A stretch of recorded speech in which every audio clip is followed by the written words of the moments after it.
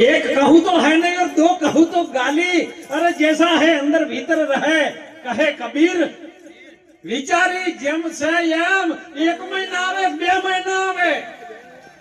एवो છે આત્મા આત્મા એટલે શું આત્મા બીજો નહીં મન તું તારા ઠેકાણે પછી હરીના ઠેરાય નથી બીજો બોલતો આ બોલી રહ્યો છે એનો બીજો નહીં પરમેશ્વર પોતે અજ્ઞાની નકલ મઠોમાં અળગો રહીને ગોતે પરમેશ્વર એટલે શું શાસ્ત્રના બધા શબ્દ તમે લેજો સાહેબ પર એટલે સંખ્યા યોગમાં ગણવા જઈએ પર એટલે 52 થાય 52 મે સ્વર સ્વર એટલે અવાજ જે 52 તત્વની અંદર 53મો ભળીને જે સ્વર નાદ ગુંજી રહ્યો છે એને મહાપુરુષો કે સ્વરમાં તું ધ્યાન રાખ આ સુરતા સ્વર યોગમાં આવે ને તો જ વચનને પકડી શકે ન કે ગમે આશી રાત સત્સંગ કરો તો શું મેળ આવે જય હો અને સત્સંગ તો બે ધર્મો છે તીધું મળે વાય કાયા રે સંતો એ દોષના ભારતની સંત માતા તોરલ બોલે સાહેબ અને ત્રીજો ચમ કરીને મોય હમાય વચનો ના બોજા સંત સુરે કરે ભલે બાપુ ભલે સદગુરુ પૂરા હોય ત્યો જઈને ભલે પૂરા ચોક અધૂરા છે એટલે પૂરાની વાત કરી વાહ બાપુ વાહ પણ હું તો એમ કહું છું પૂરાય ના બનતા જો પૂરા બન્યા મહારાજ અને કોક બેનીઓ આવીને ગળવાનું ગયણું લઈને પાણી ગળવા ઢૂચી તો મોય પૂરો આપણે પાણી પડે ને પૂરો મોય ગયણા માડું આવી જાય ને રોકાઈ રહે સાહેબ તરફડીને મરી જવા વાળો આવે તો ગુરુ મહારાજ આપણને મરવાનું તો મટાઈ ગયા છે હે પાણી જેવા થઈ જવાની વાત પાણીમાં પાણી થઈ જાય પછી તમે એમ ગોતી ન શકો કે અલગ ના પાડી શકો એવું છે હે અને એ સંતો મીરાભાઈને રોહિદાસે એવું કીધું મીરા આ પાણીની કરી છે પેદાશી તારી છે કાશી પણ આ પોચ તત્વના દેહને ચલાવવા વાળું કોણ છે ને ઈ એમાં તું ધ્યાન રાખ ઈ પાકું છે ને એમાં ના અને એમાં નાય તો અમર બની જાય કુંભમાં તો અમર બનશો નહીં પાછા જય હો બાપુ જય હો બીજમ કે પણ અમે કાલ જવાના પણ નાવાનું નહીં આ તો 12-13 જણા ધ્યાન ભરે કે બાપુ તમે ના આવો તમારે જવું નહીં ઘડિયા તૈયાર થયા છે કે બાપુ તમે આવતા તો અમે ખર્ચો કરીએ પણ અમે લઈ જઈએ તો લઈ જઈએ દોડો તાર મજા કરો આપણે શું કરવું હું નાનો હતો ને સાહેબ મારી માએથી મને પેલા પિત્તળના બખાડિયામાં બેહારી નવરાયો છે ને એનું સ્નાન જો હું ઋણ ચૂકવી શકું ને તો મારા માટે ગંગા સાગર થઈ બીજું કોઈ નહીં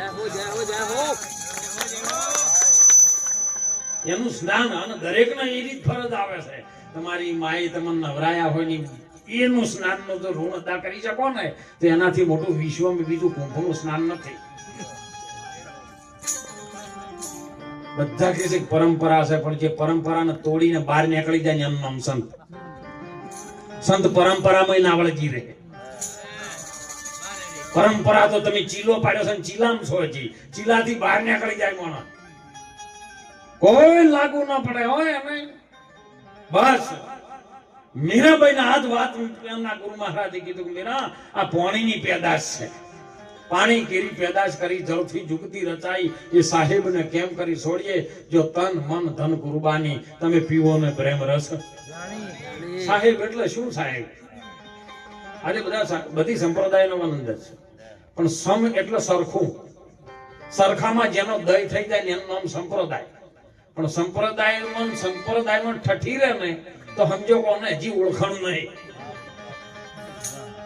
તમે વિચાર કરજો જો નમણી કરવા જોઈએ ને જો આપણી નિરાતનો કોઈ પણ ધારા હોય ને એ જઈને તમે પગે લાગો ને એટલે જય ગુરુ મહારાજ કરે તમે ઓમ નમો નારાયણ હોમું કોઈ નહીં કે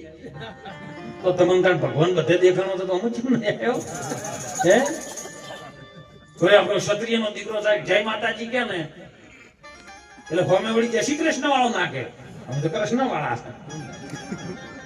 હજી વમટ ડખા છે. આ ડખાની મટે ને તેવું આત્માને ઓળખાય. આત્માને ઓળખવાની ચીજ નથી. આત્મામાં સ્વયંમાં લીન થઈ જવાની વાત. જેમ અષાઢ મહિનાનો ભલે ગેપુર વરસાદ પડતો હોય, બાર મેઘ પડાતો હોય, પણ કદાચ જો સંતો આપણી ભારતની એક માતા હતી ને, શિવાજી જગાડતી હતી. તમારે જમવાનું તો જાહેરમાં કહો છો, કાના કે બાપુ સંજય કીધો પણ હજુ સુખતું નહીં. કે ના, તમે મને લુગડાથી માનતા જ હું ઈયો બાવો નહીં. જે તમારા કુળમાં પેદા થયેલો ને એ જ કુળ મારું છે. જય હો, જય હો. તારે ભારતની એક આર્ય નારી સાહેબ જીજાબાઈ એના દીકરા શિવાજી કે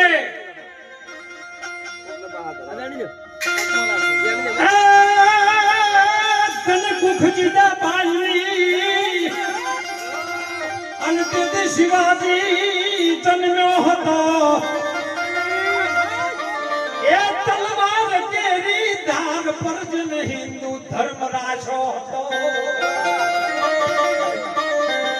પણ મરજે શિવારણ મેદાનમાં પુત્રને પોકારતી. મરજે શિવારણ મેદાનમાં એ દેશની આર્ય રમણી આવી અમર છે ઇતિહાસમાં. આરી વાત જગાડે છે અને સંતોએ કીધું છે.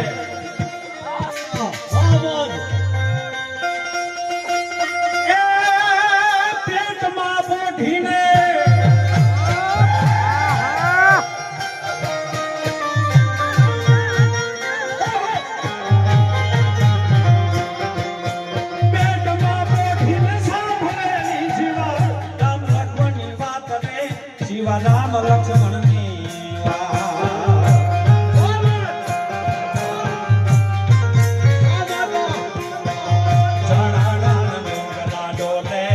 શિવાજી નીંદ નો નામે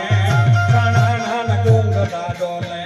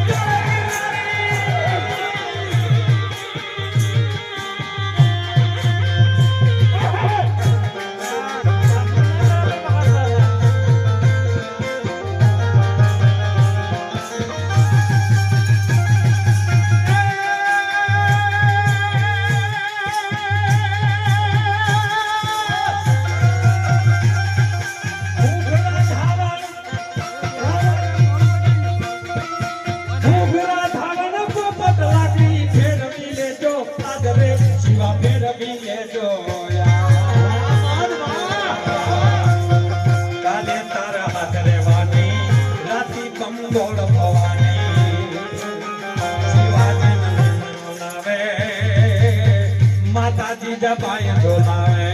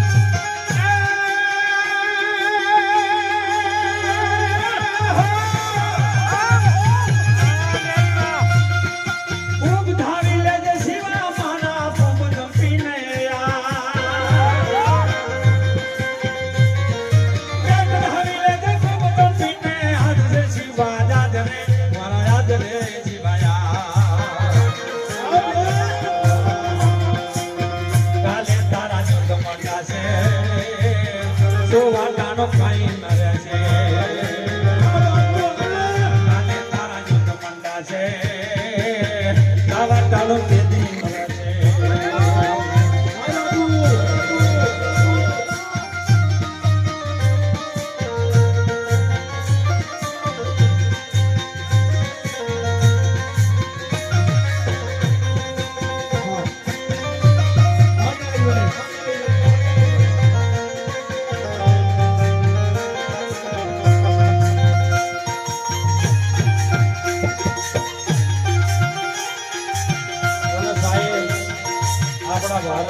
સંતો વાત કરી ને જો આમાં આનંદ આવે ને તો કોઈ ના ગોઠે અરે કારણ કે એ અંદરથી ઉપડે ગુમડાની રૂજે અંદરથી આવે રૂજે અંદરથી આવે અરે બાળપણ હતા ને જવાની અંદરથી આવી